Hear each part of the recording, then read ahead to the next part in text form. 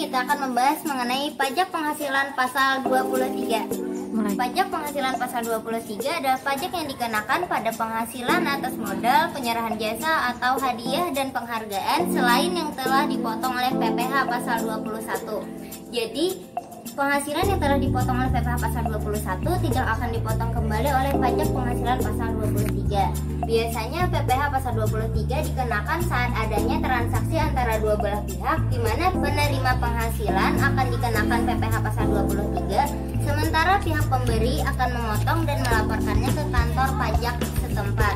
Yang memotong PPh pasal 23 bisa berupa badan pemerintah, subjek pajak badan dalam negeri, penyelenggara kegiatan, bentuk usaha tetap, perwakilan perusahaan luar negeri, dan wajib pajak orang pribadi dalam negeri yang ditunjuk oleh Direktorat Jenderal Pajak sesuai dengan keputusan perpajakan nomor 50 tahun 1994. Yang menerima penghasilan yang dipotong oleh PPh pasal 23 antara lain wajib pajak dalam negeri bisa berupa wajib pajak orang pribadi dan wajib pajak badan, serta bentuk usaha tetap atau BUT. Selanjutnya, jenis penghasilan yang dikenakan pajak penghasilan pasal 23 diantaranya yaitu dividen, bunga diskonto, dan imbalan, serta royalti, hadiah penghargaan, bonus yang telah dipotong oleh pajak penghasilan. Selanjutnya, sewa penghasilan yang berhubungan dengan harta atau imbalan berhubungan dengan jasa lainnya selain yang dipotong oleh pajak penghasilan pasal 21. Tadi kan ada penghasilan yang dikenakan PPh pasal 23. Sekarang kita akan membahas mengenai penghasilan yang dikecualikan dari PPh pasal 23.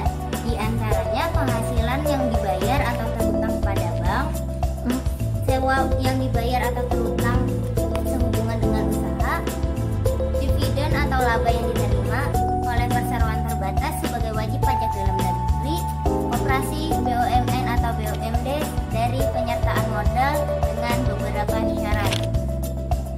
Selanjutnya kita akan membahas mengenai tarif dan objek pajak PPh pasal 23. Ada dua tarif yang dikenakan, yaitu tarif 15% dan 2%, semuanya tergantung pada objek pajaknya. Yang pertama yang 15% itu dari jumlah bruto, sedangkan yang 2% ada dari jumlah bruto atas sewa atau penghasilan sehubungan dengan penggunaan harta, 2% atas imbalan jasa teknik, manajemen, konsultan, dan lain sebagainya, serta 2% atas jasa lainnya yaitu jasa penilai, hukum, dan lain-lain.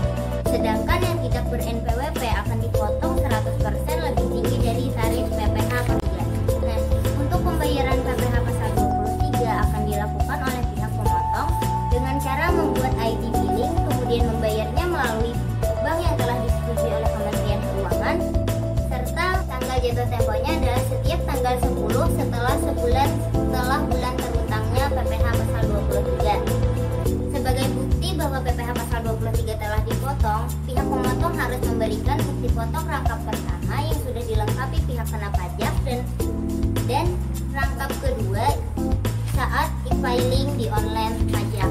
Pelaporan PPh pasal 23 akan dilakukan oleh pemotong dengan cara mengisi SPT masa PPh pasal 23 atau melaporkan melalui fitur pajak online atau e-filing, atau bisa juga langsung datang ke kantor pelayanan pajak setempat, dan tanggal jatuh tempo pelaporan tersebut adalah pada tanggal 20 setelah 1 bulan terhutangnya PPh tersebut.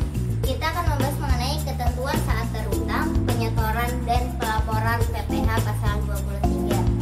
Pada akhir bulan dilakukan pembayaran atau telah jatuh tempo tergantung peristiwa yang terjadi terlebih dahulu. Nah, kemudian PPh pasal 23 disetor oleh pemotong paling lambat tanggal 10 setelah bulan terhutangnya, serta PPh pasal 23 akan menyampaikan SPT masanya ke kantor pelayanan pajak setempat paling lambat 20 hari setelah masa pajak berakhir.